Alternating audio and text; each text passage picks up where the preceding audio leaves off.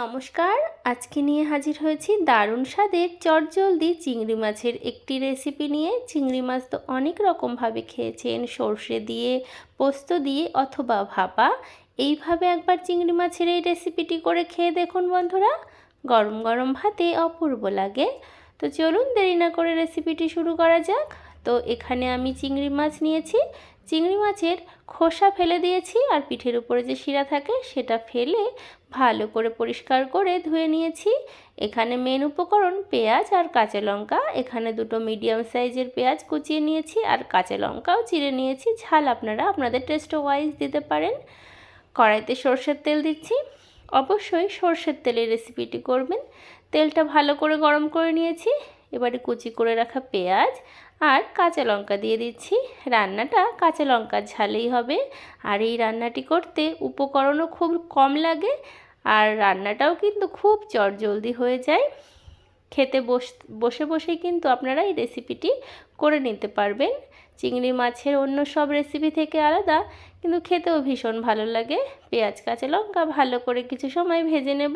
তো দেখুন, পেঁয়াজ আর কাঁচা লঙ্কা আমি কিছু সময় ভালো করে ভেজে নিয়েছি, অনেকটাই রং চেঞ্জ হয়ে গেছে। এবারে ধুয়ে পরিষ্কার করে রাখা চিংড়ি মাছ দিয়ে দিচ্ছি। চিংড়ি মাছে কিন্তু আমি আগে থেকে নুন হলুদ মাখাইনি, এভাবেই দিয়ে দিলাম। এবারে ভালো করে মিশিয়ে নিচ্ছি। তো বন্ধুরা, আপনাদের এই রেসিপিটি কেমন লাগলো? যদি ভালো লাগে তাহলে অবশ্যই লাইক, শেয়ার, কমেন্ট, সাবস্ক্রাইব করে পাশের বেল আইকনটা প্রেস করে রাখবেন। আমার যখন কোনো রান্না করতে ইচ্ছা করে না, চিংড়ি মাছ যদি ঘরে থাকে, তখন কিন্তু আমি এইভাবেই রান্নাটা করে থাকি। গরম গরম ভাতে খেতে অপূর্ব লাগে। স্বাদ মতো নুন আর পরিমাণ মতো হলুদ গুঁড়ো দিয়ে দিলাম, দিয়ে ভালো করে মিশিয়ে নিচ্ছি। তো আপনারাই দেখে বলবেন কতটা সময় এবং উপকরণ কম লাগলো। তো বাড়িতে কিন্তু অবশ্যই ট্রাই করে দেখবেন। আর কারা কারা এরকমভাবে চিংড়ি মাছের এই ফ্রাইটা করেন পেঁয়াজ দিয়ে, অবশ্যই কিন্তু জানাবেন বন্ধুরা। তো আমি কিন্তু এইভাবে করি, তো সেটাই আপনাদের সঙ্গে শেয়ার করলাম। তো অলমোস্ট কিন্তু পেঁয়াজ কাঁচা লঙ্কা দিয়ে চিংড়ি মাছের এই ভাজাটা হয়ে গেছে। তো কেমন লাগলো বন্ধুরা অবশ্যই জানাবেন। দেখুন কতটা সুন্দর হয়েছে না, খেতেও ভীষণ ভালো লাগে। এবারে গ্যাসের ফ্লেমটা আমি অফ করে দিচ্ছি। তো আপনাদের ভালো লাগলে অবশ্যই বন্ধুরা বাড়িতে ট্রাই করবেন।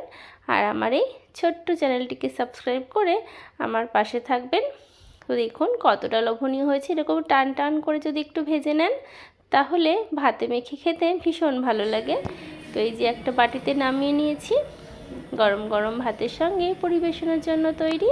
আপনারা এটা শুধু শুধু খেতে পারেন। আপনাদের অসংখ্য ধন্যবাদ আমার এই সম্পূর্ণ ভিডিওটি দেখার জন্য। তো তৈরি হয়ে গেল পেঁয়াজ কাঁচা লঙ্কা দিয়ে সুস্বাদু চিংড়ি মাছের ভাজা রেসিপি। তো আপনারা ভালো থাকবেন, সুস্থ থাকবেন। দেখা হবে আপনাদের সঙ্গে অন্য কোনো নতুন রেসিপিতে। আজ তবে বিদায় নিচ্ছি। ধন্যবাদ।